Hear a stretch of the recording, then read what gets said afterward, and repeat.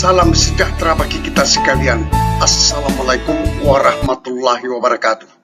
Sesuai dengan penjelasan Komisi 2 DPR RI, RPP Manajemen ASN tidak lama lagi akan disahkan oleh pemerintah menjadi PP Manajemen ASN.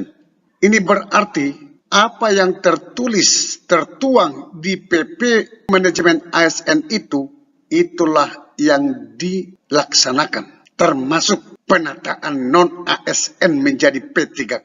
Hari ini kami memberitakan kabar buruk bagi teman-teman honorer. Ada 2 pasal aturan baru yang dimuat di RPP Manajemen ASN. Tidak semua honorer diangkat menjadi P3K. Di pasal mana saja? Mari kita simak bersama. Seperti yang saya sampaikan tadi, RPP Manajemen ASN sudah final, tidak lama lagi akan disahkan oleh pemerintah.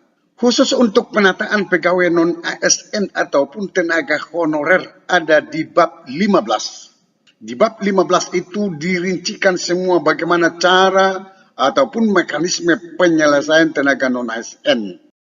Di bab 15 itulah penataan ataupun penyelesaian non-ASN. Ada 2 pasal yang berdampak buruk terhadap nasib tenaga honorer yang tidak masuk di database BKN. Perhatikan baik-baik. Di pasal mana? Di pasal 302 dan 303. Sebelum saya bacakan 302, kita pahami dulu pasal 301 di RPP Manajemen ASN tersebut. Instansi pemerintah menyelesaikan penataan pegawai non-ASN atau nama lainnya selain pegawai ASN paling lambat Desember 2024. Pasal 301 ini kita sepakat karena ini amanat Undang-Undang Nomor 20 Tahun 2023 tentang ASN harus diselesaikan paling lambat Desember 2024. Pasal 302. Saya baca ayat 1. Penataan pegawai non-ASN dilakukan melalui pengangkatan pegawai non-ASN menjadi P3K atau P3K paruh waktu. Ayat 1 ini memberikan pemahaman kepada kita bahwa akan ada 2 jenis P3K. P3K dan P3K paruh waktu. Jadi selama ini P3K full time itulah yang dikatakan di sini P3K. P3 part-time inilah yang dikatakan di sini di pasal ini P3K paruh waktu. Ayat 2. Inilah yang membawa dampak buruk kepada teman-teman tenaga honorer. Saya bacakan. Pengangkatan sebagaimana dimaksud ayat 1 yang sudah kita baca tadi dilaksanakan berdasarkan data. Saya ulangi, dilaksanakan berdasarkan data yang ditetapkan oleh lembaga pemerintah non-kementerian. Yang ditetapkan oleh lembaga pemerintah non-kementerian yang diberi kewenangan perumusan dan penetapan kebijakan teknis, pembinaan, penyelenggaraan, pelayanan, dan pengendalian atas pelaksanaan kebijakan teknis manajemen ASN. Terus data yang di mana ini maksudnya? Soalnya dibuat di sini non-kementerian. Berarti data yang di Kemendikbud tidak masuk. Itu di sana ada Dapodik. Maka sangat jelas ayat ini menunjukkan kepada data yang ada di BKN. Pengangkatan tenaga honorer dilakukan berdasarkan database BKN. Bukan data kementerian. Bukan data BULD. Bukan Dapodik bagi Tendik. Bukan data yang lain yang ada di kantor kecamatan. Yang selama ini masih aktif bekerja di instansi pemerintah. Bahkan puluhan tahun sudah bekerja mereka. Tetapi di pasal 302 ini, ayat 2 ini, hanya berlaku untuk tenaga honorer yang datanya ditetapkan oleh pemerintah non-kelembagaan. Sudah pasti adalah database BKN. Nah, jadi pasal 2 inilah yang membawa dampak buruk kepada tenaga honorer yang belum terdata di database BKN ataupun tenaga honorer yang tercecer. Kita teruskan ayat 3. Pengangkatan sebagaimana dimaksud ayat 1 yang kita bacakan tadi dilakukan dengan mempertimbangkan waktu kerja dan jam kerjanya dari pegawai non-ASN. Maksudnya ayat 3 ini mengangkat seorang tenaga honorer menjadi P3K. Saya katakanlah P3K penuh waktu atau P3K paruh waktu, itu mempertimbangkan. Berarti pemerintah daerah mempertimbangkan waktu kerjanya, jam kerjanya. Biasanya kalau part-time itu kan hanya bekerja 2-3 jam. Sedangkan yang full-time itu dia sepanjang jam kerja, 8 jam kerja di instansi pemerintah. Kita lanjut. Pasal 303 ayat 1. Pegawai non-ASN yang tercatat. Ini lagi ya, yang tercatat. Perhatikan baik-baik. Dalam data sebagaimana dimaksud pada pasal 302 yang kita bacakan tadi ayat 2, wajib mengikuti seleksi. Ini terkait lagi data yang mana? Yang tercatat di mana? Di pasal 302 ayat 2 tadi. Di ayat 2 tadi adalah data yang ditetapkan oleh BKN lah, saya katakan. Karena sudah jelas itu adalah BKN. Ada banyak tenaga honorer yang tidak masuk di database BKN. Ini problem, ini menjadi dampak buruk kepada tenaga honorer yang tidak terdata.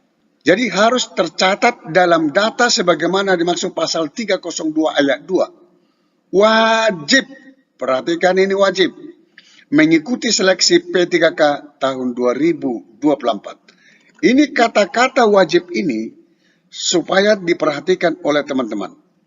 Kalau Anda hanya mendaftar, tidak ikut seleksi, Anda tidak akan diperhitungkan, tidak akan diangkat menjadi P3K penuh waktu ataupun paruh waktu. Dianggap Anda tidak ikut seleksi. Karena di pasal 303 ayat 1 ini, Anda wajib mengikuti seleksi P3K tahun 2024. Berarti Anda harus mendaftar, ikut seleksi SKD, ikut seleksi wawancara.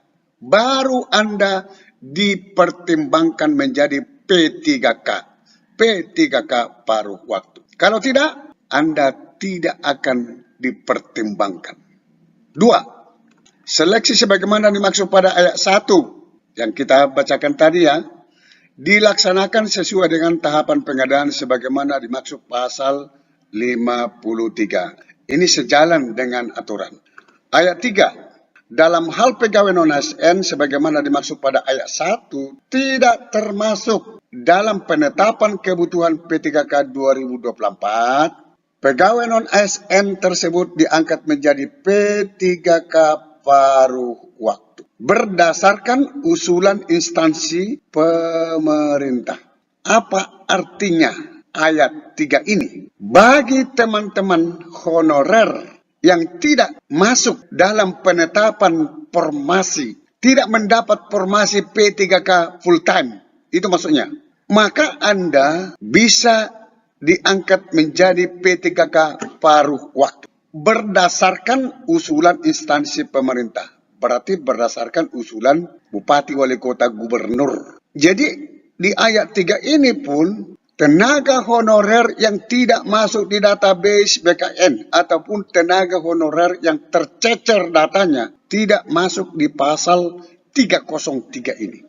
P3K paruh waktu itu bisa diusulkan. Cara mengusulnya bisa kita lihat di keputusan Menpan RB nomor 347 tahun 2024 tentang mekanisme seleksi P3K tahun anggaran 2024.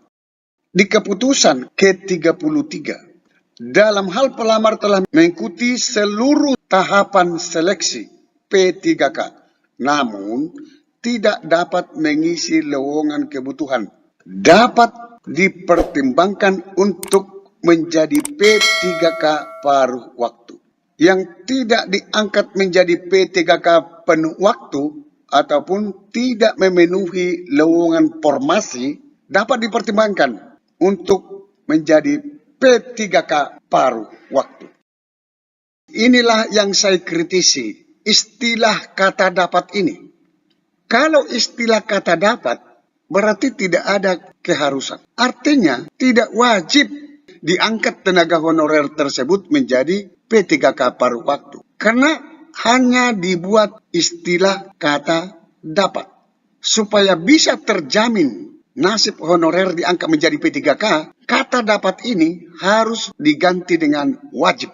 Suka atau tidak suka instansi pemerintah ataupun pemerintah daerah, bagi yang tidak lulus menjadi P3K penuh waktu, harus diusulkan menjadi P3K paruh waktu. Di putusan ke-34, siapa yang usulkan tenaga honorer tersebut untuk menjadi P3K paruh waktu? Di pasal ke-34 ini berbunyi, kebutuhan bagi pelamar sebagaimana dimaksud pada diktum ke-33. Ini ya. Diusulkan oleh PPK, Pejabat Pembina Kepegawaian, kepada Menteri. PPK dalam hal ini Bupati, Wali Kota, Gubernur.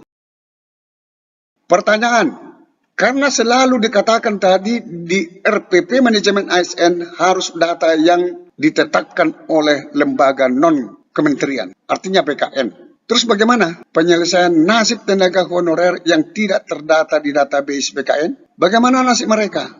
Ada Dapodik, ada data BWLD, ada super cleaning service, Satpam, Tendik, honorer-honorer di kecamatan dan lain-lain. Terus bagaimana nasib mereka ini sementara mereka bekerja di instansi pemerintah sampai sekarang aktif? Inilah saya katakan tadi nasib buruk terhadap tenaga honorer. Kemenpan RB dan BKN sudah menjelaskan rencana mekanisme seleksi P3K tahun 2024. Ini P3K teknis, ini untuk P3K jabatan fungsional guru, urutan-urutan prioritasnya ya. Ini untuk nakes. Secara umum, mekanisme seleksi itu ada pelamar prioritas.